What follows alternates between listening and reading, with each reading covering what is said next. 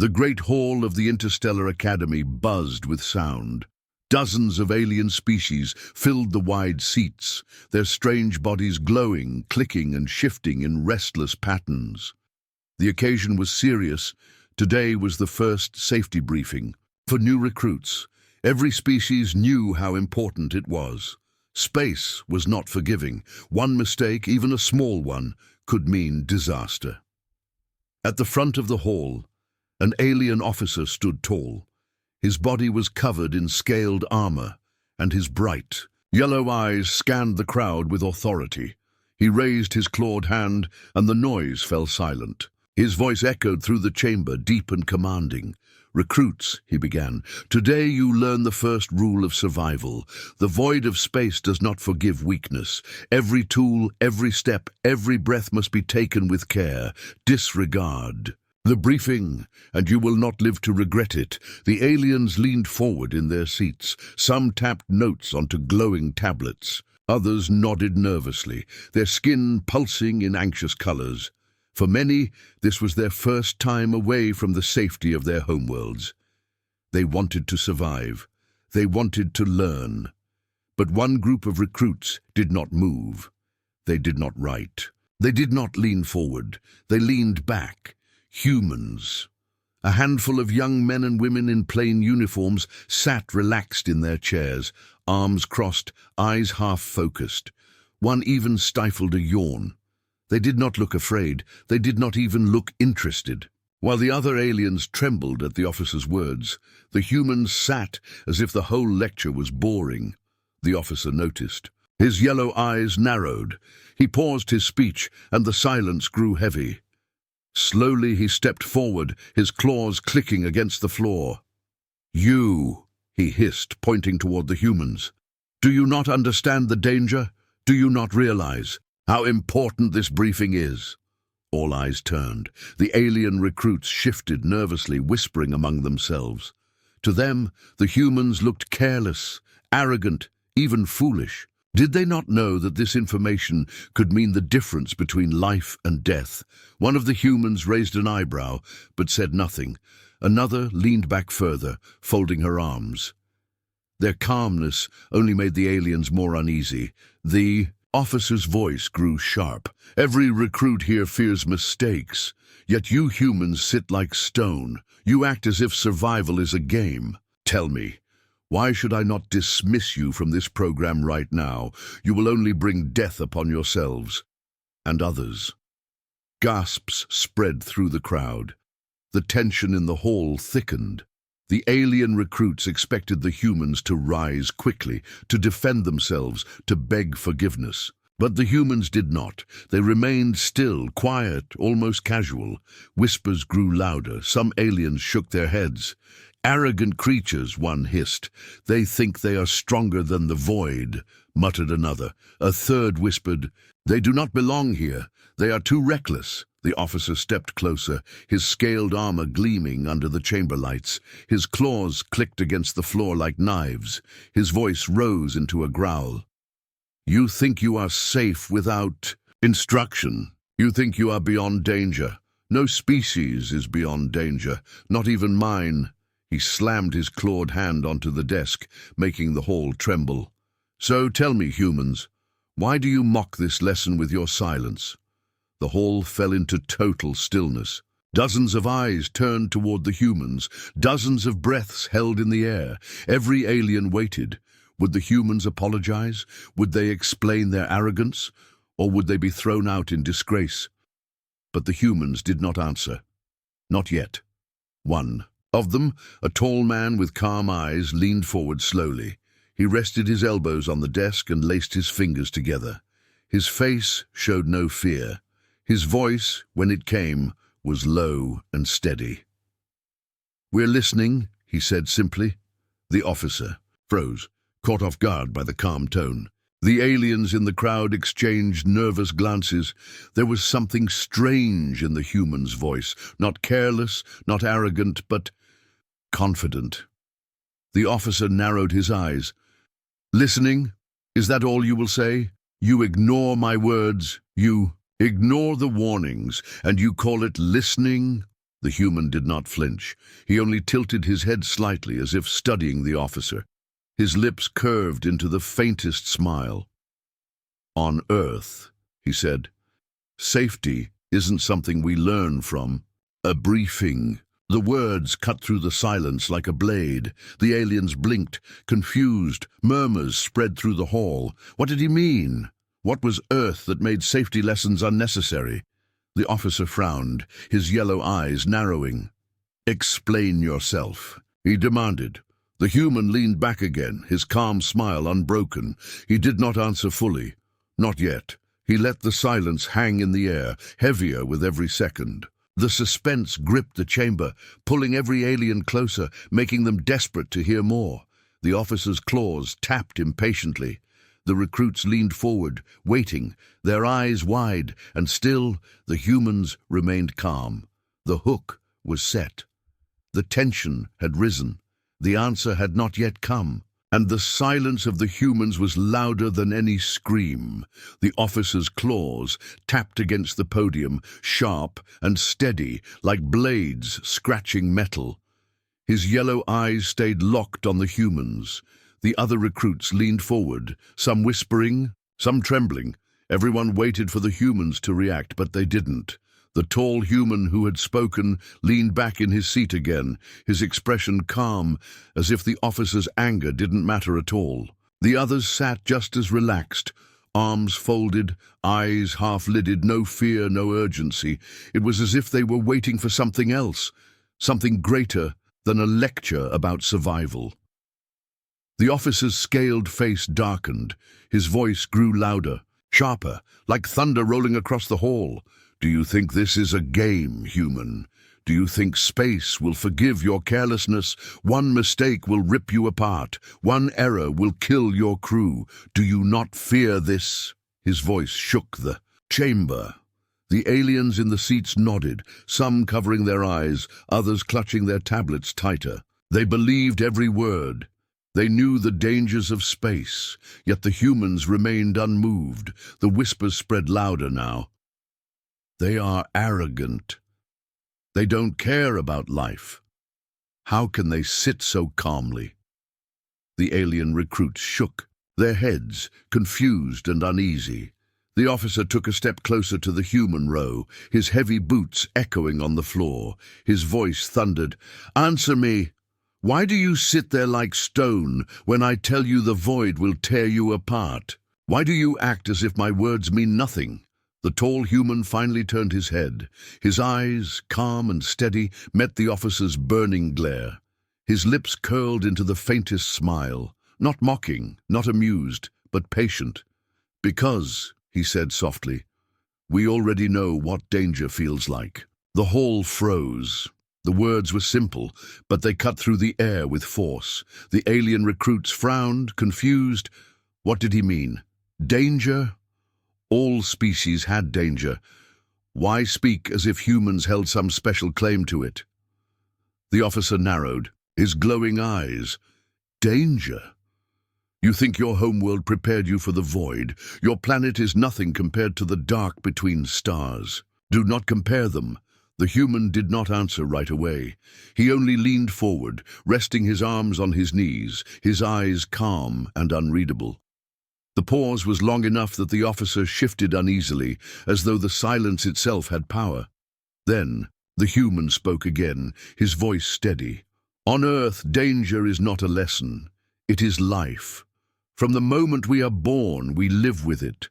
Storms that flatten cities, oceans that swallow ships, predators that hunt in the night, diseases that kill. Without warning, danger is not rare for us, it is normal." Gasps spread through the alien recruits. Their whispers turned frantic. Some shook their heads. Others looked at the humans with wide eyes. They could not imagine a world like that. Their homeworlds were controlled, safe, gentle compared to what they were hearing. The officer's mouth tightened. He wanted to argue, but the human's words carried weight. He could see the other recruits trembling. He could feel the doubt spreading. Still, he forced his voice louder, sharper. "Stories. You tell stories to frighten, but stories will not save you in the void. The human tilted his head slightly, his faint smile never fading. "Stories?" he repeated quietly. "Come visit Earth, officer. You will see they are not stories." The officer froze, his claws tightening into fists. The human's calmness was worse than defiance. It unsettled him, cut into his authority, made his warnings feel small. The silence after those words was unbearable. The aliens in the hall stared at the humans with a mixture of awe and fear. For the first time they began to wonder, if humans lived every day surrounded by such danger, what did that make them now? Stronger, harder, or something far worse? The officer felt the controls slipping from his hands. His speech was meant to instill fear, to show authority. Instead, the humans had turned it against him without raising their voices, without standing from their seats. With only calm words, they had shifted the weight of the hall, and they had not even finished speaking. The hall was still trembling with whispers. Aliens leaned closer to each other, their voices sharp, anxious. Some glanced at the humans with wide eyes, as if seeing them for the first time.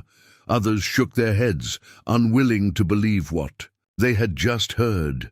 But the silence of the human row, their calmness, was louder than all the noise in the chamber. The officer's scaled fists pressed hard against the podium. His claws dug tiny grooves into the metal. He refused to be shaken, refused to be outdone by recruits who dared to treat his words as nothing. He straightened, his yellow eyes blazing, and his voice cracked across the room like thunder. "Enough games. You speak of storms and predators as if they make you strong. But survival is more than fear. It is discipline. It is order. It is obeying. Rules that save lives, and you ignore them. Tell me, human, why do you sit there without respect?" Every eye turned again to the tall human. His face remained steady, calm, unbroken. He slowly rose from his chair, the sound of his boots echoing in the vast hall.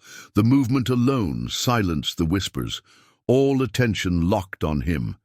He looked around at the crowd of recruits, hundreds of eyes from 100 worlds staring back. Then he spoke, his voice low but carrying across the chamber, because safety briefings cannot teach us what life has already taught us. The words struck deep. A wave of unease spread through the aliens. Their bodies shifted, their colors dimmed, their mandibles twitched. They waited for more, desperate to understand, afraid to hear it. The human continued, his tone calm, his eyes sharp. "On your worlds, danger is rare. You have controlled your skies, your seas, your predators. You live in safety, and so you must be warned about what waits beyond. But on Earth—" He paused, letting the silence grow heavier. "On Earth, every day is a safety briefing." The aliens flinched as if struck. The officer's yellow eyes narrowed. "Explain," he growled. The human took another step forward. "From birth we face threats. A child learns to walk, and already the world tests them. Fires that burn homes, floods that drown villages, storms that tear down walls, animals that hunt in the night, diseases that strike without warning. Every moment is a lesson, every mistake a price in blood. You call this training." He shook his head slowly. "We call it childhood." Gasps spread through the chamber. Some aliens covered their mouths, others stared in horror. A few whispered furiously, their voices shaking. "Impossible! Exaggeration! No world could be that cruel." The human ignored them. His calm voice pressed forward like a tide. "We do not need long lists of rules to tell us where danger lies. We grow with danger. It shapes us. Our instincts are sharpened by it. Our bodies are hardened by it. We learn because if we do not—" He paused again, his eyes sweeping the hall. "We die." The silence was crushing now. Even the officer, once so commanding, stood frozen, his claws trembling slightly against the podium. The human's voice grew quieter, but sharper, each word cutting deeper. "You fear one mistake in space.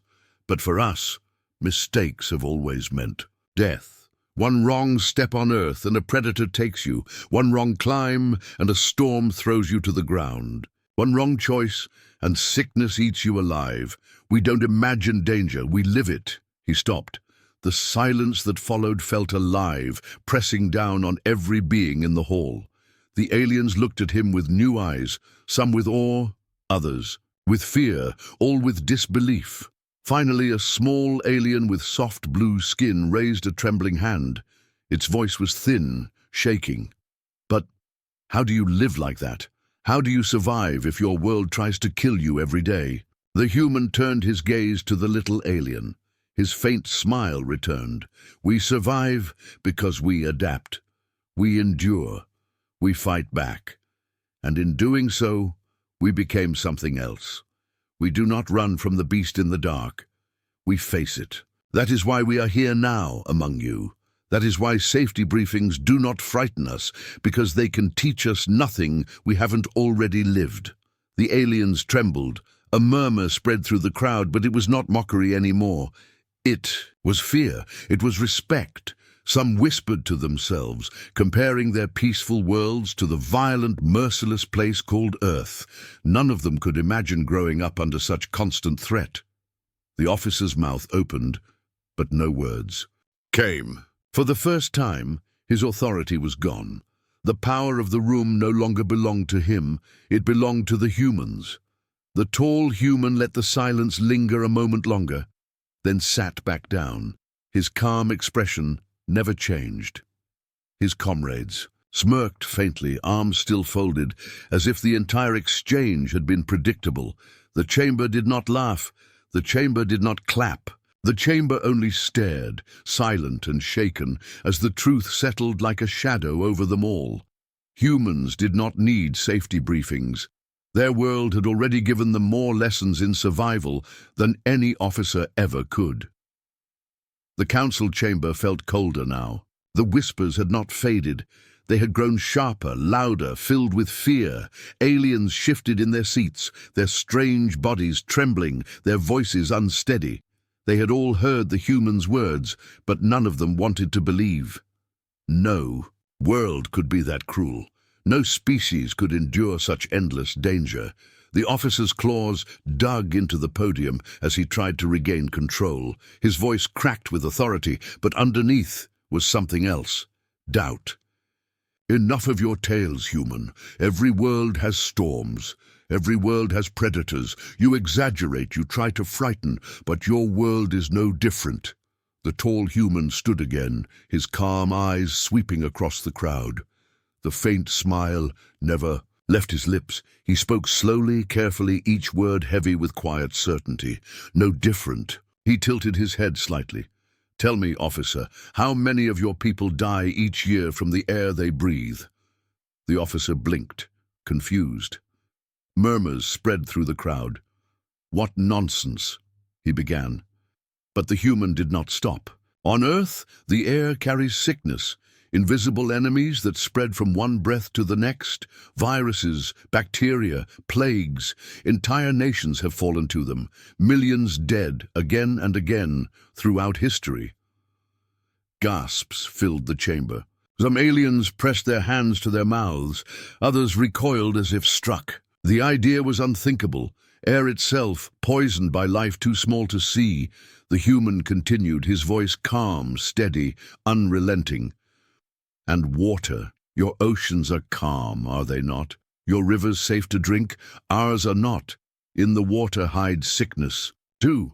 Creatures that rot the flesh, worms that grow inside the body, poisons that kill slowly. Drink without care on Earth, and the water itself will destroy you." The aliens shivered, their glowing skin dimmed, their antennae curled, their mandibles clicked nervously. The officer shifted uncomfortably but said nothing. The human's tone grew sharper. "Storms, do you know storms? On Earth they can cover half a continent. Winds that tear down cities, floods that swallow land, lightning that strikes without mercy, fire from the sky. Entire villages vanish in a single night." The chamber quaked with unease. Some recruits whispered frantically to each other, their voices filled with disbelief. Others stared at the humans with wide, horrified eyes. The human did not pause. His calm voice pressed forward like a knife. And the ground itself, it shakes, it splits, it swallows cities whole, earthquakes, volcanoes, mountains that explode with fire, clouds of ash that blot out the sun for years. Entire civilizations ended by the earth beneath their feet. One alien fainted, collapsing in its seat. Another hissed loudly, trembling with fear. The officer's proud face faltered, his yellow eyes wide, his claws twitching. And if nature does not kill us, the human went on, then life does. Predators larger than ships, jaws that can crush bone, venom that stops the heart in seconds. Even the smallest creatures on Earth can kill. A bite, a sting, a scratch, and you are gone. The chamber erupted into whispers, louder now, filled with panic.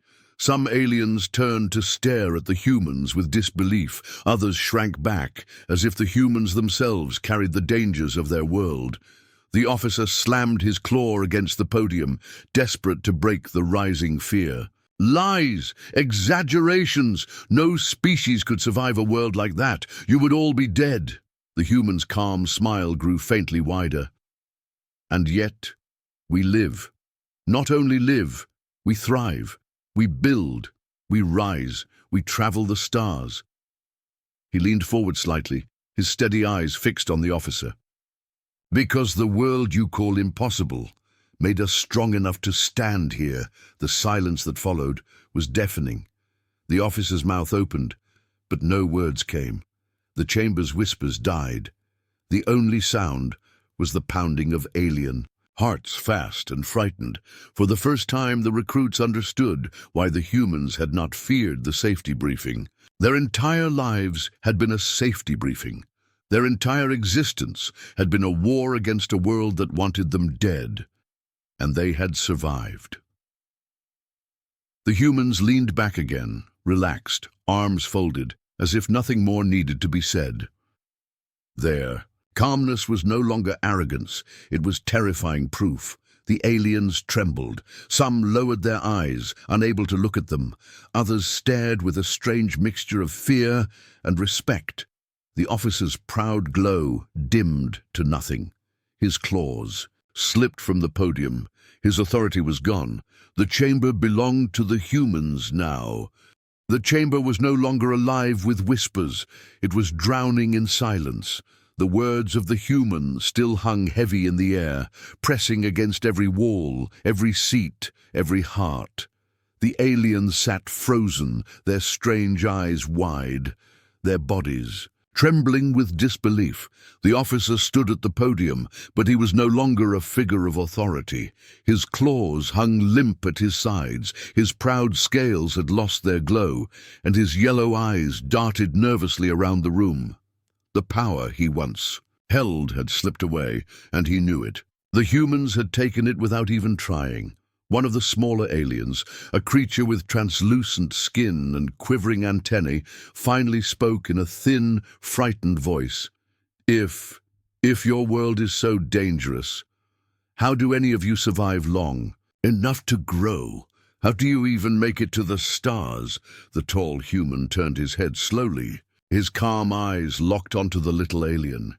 He didn't raise his voice, he didn't boast, he simply answered. Because on Earth, weakness doesn't last. We learn fast, we adapt fast, we endure. The words rolled through the chamber like thunder, though they were spoken softly. The aliens shifted uneasily. Some lowered their eyes, others clenched their claws or arms tightly to their bodies. They could not imagine such a place. They could not imagine such a species. The officer tried one last time. His voice cracked as he spoke, no longer steady, no longer commanding. You speak of monsters and storms as if they are lessons, but such a world, it would break you. The human's faint smile returned. It tried, he said. For thousands of years it tried, and it failed. We are still here. Gasps echoed. Some aliens covered their faces. Others trembled visibly. The officer staggered back from the podium, as if the words themselves had struck him. The humans did not press their victory. They didn't need to. Their silence was enough. They leaned back in their seats again, arms folded, relaxed as though nothing important had just happened. Their calmness now carried weight, the kind that made the chamber feel smaller, tighter, more dangerous. The alien recruits glanced at each other nervously. Only moments ago they had mocked the humans in their minds, calling them arrogant, careless, foolish. Now none dared laugh, none dared whisper against them. For the first time they saw the humans as something else, not careless, not reckless, but survivors, true survivors. The silence dragged on, but it was not empty. It was heavy, alive, filled with fear and respect. No one dared break it. Finally, the tall human stood again. He did not look at the officer. He did not look at the frightened recruits. He only glanced around the room once, his calm eyes meeting. Every pair of alien eyes that dared to look back. He spoke quietly. "You hold briefings to remind yourselves of danger. We don't need them. We never forget." And then he turned. His boots echoed against the floor as he walked toward the great doors of the chamber.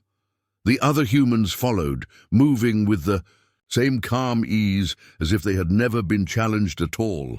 The aliens did not stop them. They did not call after them. They only watched in silence as the humans left the hall. The officer lowered his head, broken, unable to meet the gaze of his recruits. When the doors closed behind the humans, the silence still remained, heavy, suffocating. The recruits shifted in their seats, the truth pressing down on them. For the first time they realized what humanity truly was. Not reckless, not arrogant, not foolish, something far worse, something that had grown strong on a world where death never slept, something that had endured storms, fire, predators and plagues for centuries, something that had carried that savage strength into the stars. And now, that something sat among them, calm, patient, unshaken. The officer finally tried to speak, but his voice broke into a whisper.